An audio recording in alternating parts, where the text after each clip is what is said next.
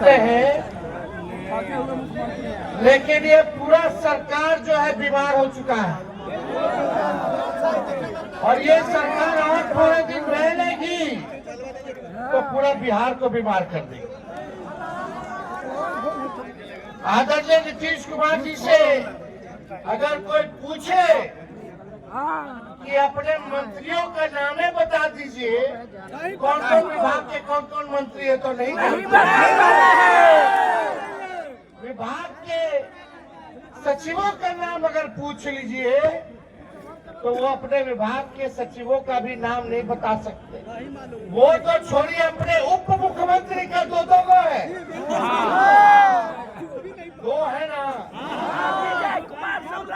एगो foul mouth है, एगो लाउड माउथ करके हम लोग प्रयास लगाए। दोनों मंत्री सदन में झूठ बोल रहा है। जो सदन में झूठ बोले वो जनता के सामने कितना झूठ बोलता होगा, इसीलिए बीजेपी को बोलते हैं बड़का झूठा पार्टी। कितना झूठ बोला ये लोग। लेकिन आप सोचिए, मुख्यमंत्री जी से अगर पूछा जाए कि अपने दोनों उप मुख्यमंत्री का नाम बताओ तो उनको अधिकारी लिख करके देता है, तब पढ़ करके नाम बताते कि फलना जी हमारे उप मुख्यमंत्री। तो मेरा कहने का मतलब है 15 से 29 साल की आयु वर्ग में लगभग 31.9% युवा शिक्षा, रोजगार या प्रशिक्षण में शामिल नहीं है। और इस श्रेणी में महिलाओं की स्थिति और भी चिंताजनक है। लगभग 57% महिलाएं इन गतिविधियों से वंचित है। आप समझ लाइए कि 29 साल के जो नौजवान हैं उनको कोई काम नहीं है, कोई प्रशिक्षण नहीं है, कोई रोजगार नहीं है, कोई नौकरी नहीं है, वंचित है लगभग 32% लोग। और उसमें से महिलाओं की स्थिति और चिंताजनक है। लगभग उनमें से जो महिलाएं हैं 57% वंचित हैं शिक्षा से, रोजगार से, नौकरी से। क्या स्थिति बनी हुई है पूरे बिहार में? नीति आयोग का रिपोर्ट देखो तो बिहार सबसे गरीब प्रदेश है। प्रति व्यक्ति आय, प्रति व्यक्ति निवेश में बिहार सबसे पीछे है। बेरोजगारी में, गरीबी में नंबर 1 है, पलायन में नंबर 1 है, और किसानों के आय में बिहार जो है सबसे फिसड्डी है। किसानों का आय नहीं होता। महंगाई की मारामारी है। सब लोग जो है परेशान है इस मौजूदा सरकार से। थाना चले जाइए, ब्लॉक चले जाइए तो केवल बिना घूस दिए हुए कोई काम नहीं होता। तो आप सोचिए, एक और आंकड़ा हम आप लोगों से पेश करना चाहते हैं। 18 से 23 वर्ग के युवाओं के लिए बिहार में प्रति 1 लाख आबादी पर केवल 7 कॉलेज है। समझ जाओ, 18 से 23 साल के जो वर्ग है युवा के, प्रति लाख आबादी पर केवल 7 कॉलेज है। बताओ कहाँ जाएगा पढ़ने, कहाँ लिखने जाएगा? सब काम के लिए बाहर जा रहा है, पलायन कर रहा है। पढ़ाई के लिए लोग जो है नौजवान बाहर जा रहे हैं। नीतीश कुमार जी ने बिहार में इनको 20 साल दिया। नीतीश कुमार जी ने बिहार में 2 पीढ़ियों को बर्बाद करने का काम किया है, और इनको एक और मौका मिल जाएगा तो तीसरी पीढ़ी भी बर्बादी करने का काम करेगा। 534 प्रखंड है पूरे बिहार में, 534 प्रखंड है बिहार में। उनमें से लगभग 400 प्रखंडों में डिग्री कॉलेज नहीं। बताओ है? 400 प्रखंडों में डिग्री कॉलेज नहीं है। और सबसे आश्चर्य करने वाला जो हमारे पास आंकड़ा है, जो गांव है ग्रामीण में जो गांव में लोग रहते हैं 83% नौजवान गांव के बेरोजगार। कितना? ये सोच लीजिए 83% जो लोग हैं गांव के हाथ में, वो लोग बेरोजगार हैं। अब हम आपसे पूछना चाहते हैं, ऐसी सरकार चाहिए जो युवा विरोधी हो? चाहिए क्या? हमारे मुख्यमंत्री जी को क्या चाहिए? वो क्या किए हैं? एक लाइन फिट बैठता है मुख्यमंत्री पर, कल हम बोले थे, सब जाए भाड़ में, सब जाए भाड़ में, अपन कुर्सी के जुगाड़ में। अपने कुर्सी के मोह में इन्होंने आपके भविष्य के साथ, नौजवानों के भविष्य के साथ खिलवाड़ करने का काम किया। अब समय आया है कि आप सब लोगों को, पूरे युवाओं को, चाहे हर जात के हो, कोई धर्म के हो, सब लोगों को एक होना होगा अपने अधिकार को पाने के लिए। नौकरी चाहिए, रोजगार चाहिए तो सत्ता परिवर्तन करना होगा।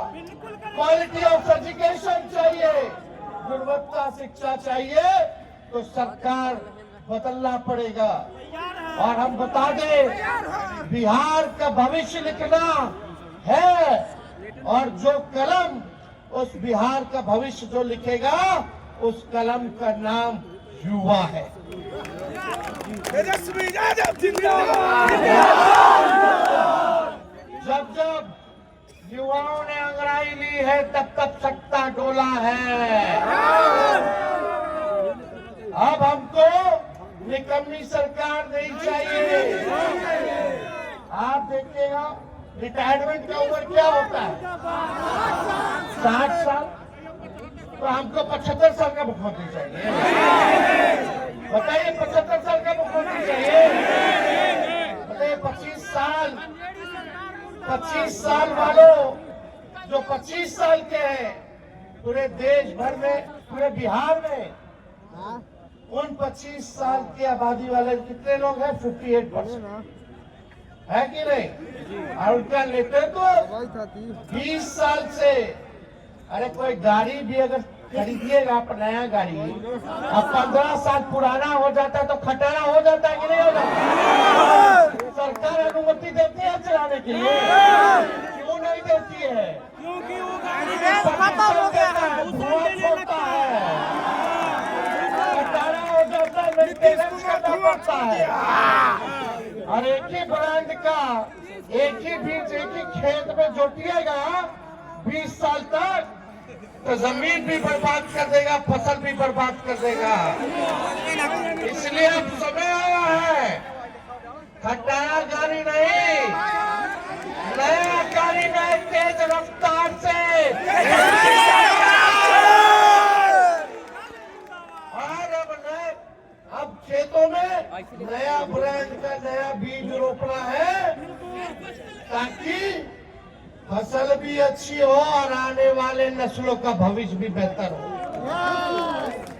तो आप देखिएगा कि मुख्यमंत्री तो टायर्ड है, अब योग नहीं रह गए बिहार चलाने में। इनके अधिकारी भी रिटायर्ड हो गए, फिर भी इनको जो है एक्सटेंशन दे दे करके जो है अधिकारी जो है, उनको अधिकारी का एक्सटेंशन मिल रहा है। और आप बताओ, बिहार में कितने नौजवान हैं जिनका नौकरी का उम्र खत्म हो गया? नौजवान को नौकरी नहीं, आज जो रिटायर हो गया उसको नौकरी पे रख रहे। ऐसे बिहार नहीं चलेगा। नौजवानों को नौकरी मिलना चाहिए, रिटायर लोग को नौकरी नहीं मिलना चाहिए।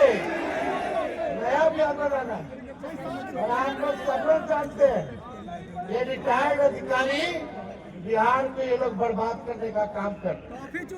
आप देखिएगा, चाहे रेलवे का बहाली हो, आर्मी का बहाली हो, यूपीएससी का बहाली हो, एसएससी का बहाली हो, हर परीक्षा में पेपर लीक हो रहा है कि नहीं हो रहा है?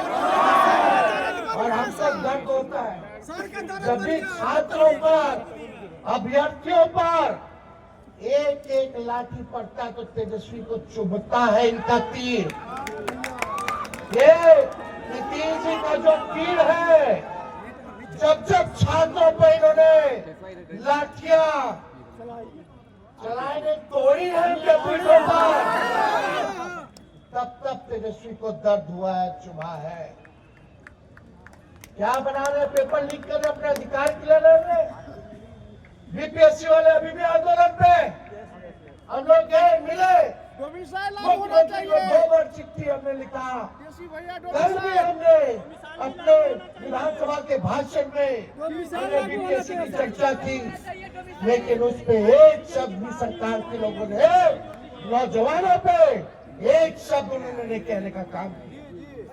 और आश्चर्य बात है, हम सोचे बिहार के इतिहास में पहली बार ऐसा हो रहा होगा देश में, जब कोई नेता प्रतिपक्ष भाषण दे रहा हो तो मुख्यमंत्री गायब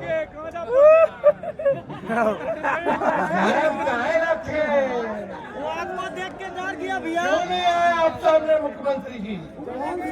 और जैसे हम भाषण देके बाहर निकले तुरंत टेंशन आ गया।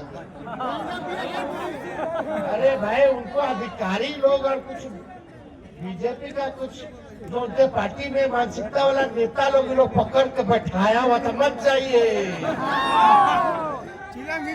अब तो केवल मुखौटा है, रिमोट कंट्रोल कहीं और है नीतीश कुमार जी का। तो आप समझ जाइए क्या स्थिति बनी हुई है। कोई जवाब नहीं। हमने बोला सब चोर सिपाही के बीपीएससी के छात्रों को न्याय मिलना चाहिए, और हम इस मंच से भी कहना चाहते हैं, हम उन छात्रों के साथ खड़े हैं, उन अभ्यर्थियों के साथ खड़े हैं। हम लोगों ने सदन में भी आवाज उठाया, कल भी हमने